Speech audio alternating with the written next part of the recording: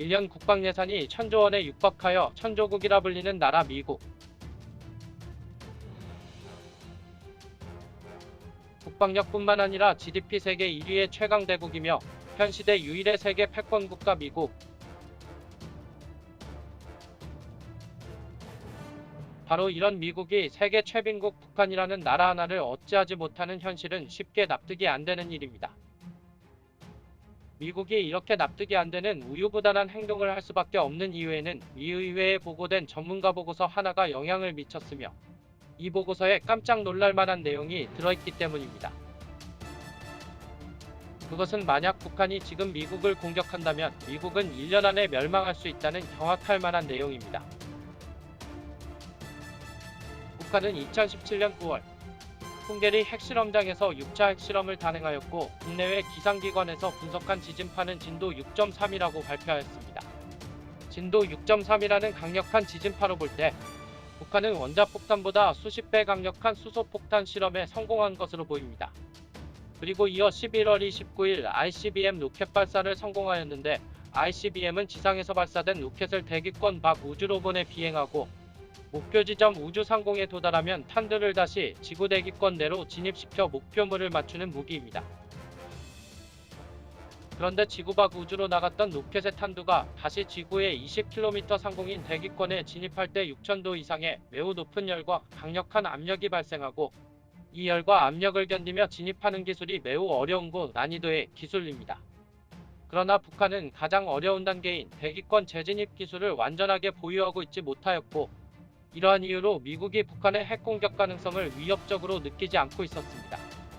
그런데 북한은 처음부터 미국 영토 내에 타격 가능한 고난이도의 핵미사일을 개발하기보다는 더 효과적으로 미국을 위협할 방법을 찾아냈으며 그것이 바로 핵 EMP탄이었습니다. 그렇다면 핵 EMP탄이란 무엇일까요?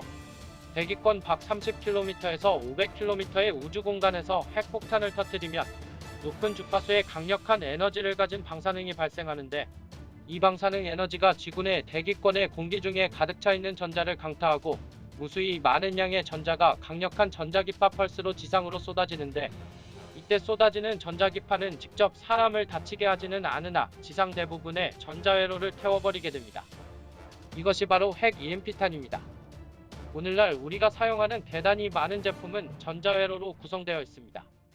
컴퓨터, 스마트폰, 텔레비전, 자동차는 물론 현대의 사회를 유지하게 하는 모든 시스템이 기본적으로 전기전자 시스템이기에 핵 EMP탄의 공격을 받는다면 이러한 모든 시스템이 작동 불능 상태가 되게 되며 순식간에 우리는 1800년대 중반의 시대로 가버리는 것을 의미합니다.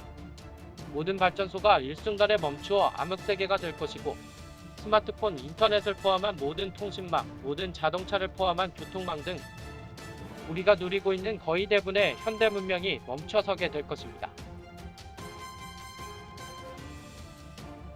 만약 미국이 핵 EMP 공격을 받는다면 어떻게 될까요? 먼저 미국 전역의 전기통신망, 교통망, 행정망이 정지 상태로 됩니다. 치안 유지 시스템이 전혀 작동하지 않는 상태에서 국지적으로 약탈과 살상이 발생하는 무정부 상태가 될 것입니다. 그리고 핵 EMP 공격을 받아도 파괴되지 않는 현대식 무기가 있는데 그것은 바로 총기입니다.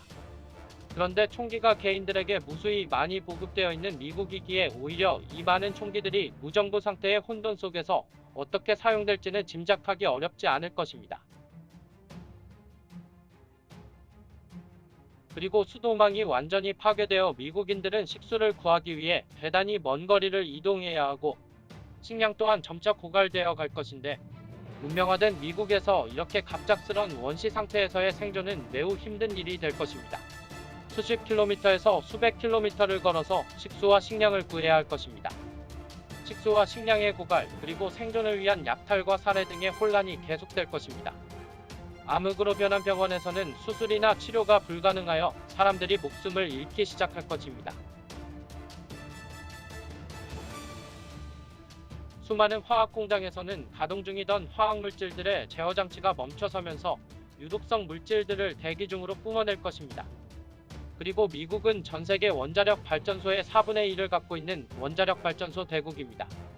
그런데 이렇게 많은 원자력 발전소가 핵 EMP 공격을 받게 되다면 원자력 발전소의 냉각 시스템도 멈추게 되고 연료봉이 과열하게 될 것이며 원자로가 녹아내리고 사람들은 방사능에 피폭될 것입니다. 그리고 결국은 녹아내린 핵연료봉이 땅과 지하수를 방사능으로 오염시키게 될 것입니다. 이러한 방사능 누출은 공경에 빠진 미국인을 구제하기 위한 다른 나라들의 군한 노력을 방해하는 요인으로 작용하게 될 것입니다.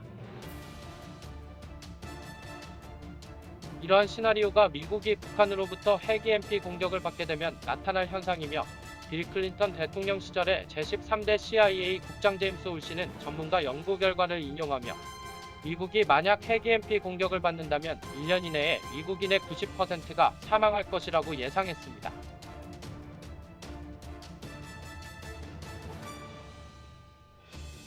그렇다면 미국의 미사일 방어 시스템은 이러한 공격을 막을 수는 없을까요? 미국뿐만 아니라 세계 어느 나라도 아직 이러한 공격을 막아낼 효과적인 시스템을 갖추고 있지 못합니다. 미국이 보유하고 있는 MD 시스템의 사드나 패트리어트 등 어떠한 첨단 방어 시스템으로도 우주 밖에서 폭발하는 핵 EMP 공격을 막아낼 수는 없습니다. 그렇다면 미국군의 정보력과 파괴력으로 발사 직전에 북한 미사일을 포착하고 파괴하는 건 그렇게 어려운 일은 아니지 않을까요? 그렇습니다. 발사 전에 미사일을 추적하고 파괴하는 일은 발사되어 날아오는 미사일을 요격하는 것보다 훨씬 수월한 일일 것입니다.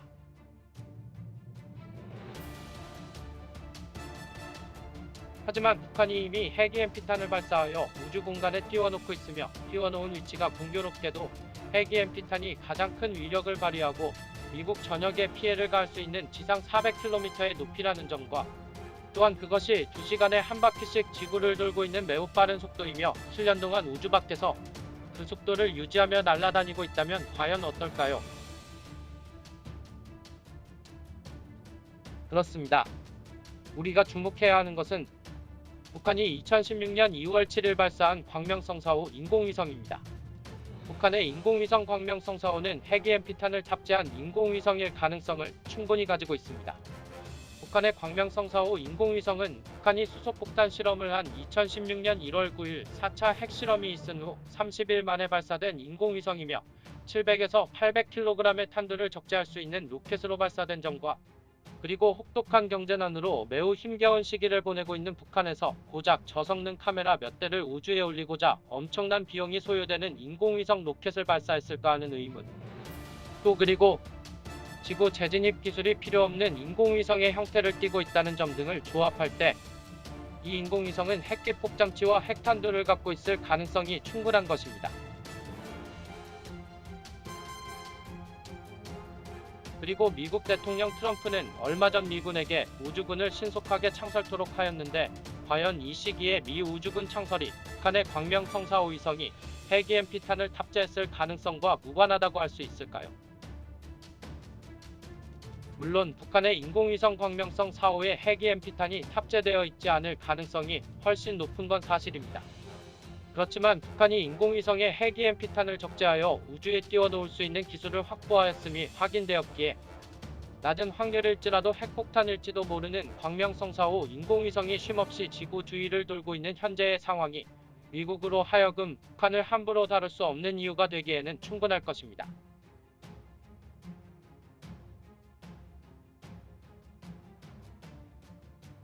또한 광명성 4호가 갖추고 있는 통신 시스템은 470MHz의 UHF 대역의 장비로 저출력의 소형 통신 시스템만으로도 제어가 가능하여 유럽의 스웨덴, 러시아, 중국, 남미 등 지구상의 어느 곳에서든 간단하게 핵기폭 명령을 송출할 수 있다는 점이 미국으로 하여금 북한에 대해 별다른 조치를 취할 수 없게 하는 이유입니다. 그렇다면 핵 EMP탄은 북한만 가지고 있을까요? 그렇진 않습니다. 현재 핵과 인공위성을 발사할 수 있는 기술을 동시에 보유하고 있는 대부분의 나라들은 핵 EMP 공격도 가능하다고 보는 것이 타당할 것입니다. 그래서 핵 보유국들끼리는 지루하게 무역전쟁을 할지라고 전면적인 군사적 충돌은 피할 수밖에 없는 것이고 전면전을 피해야 하는 나라에 이제는 북한이 포함된 것입니다.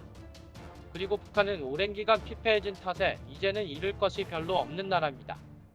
그래서 김정은은 그의 권력, 그의 정권을 잃는다는 것은 모든 것을 잃는 것이고 모든 것을 잃을 김정은은 무슨 짓이든 할 수 있기에 미국 입장에서는 이러한 북한이 15억 인구의 중국보다 더 위협적으로 느껴질 수밖에 없는 이유입니다.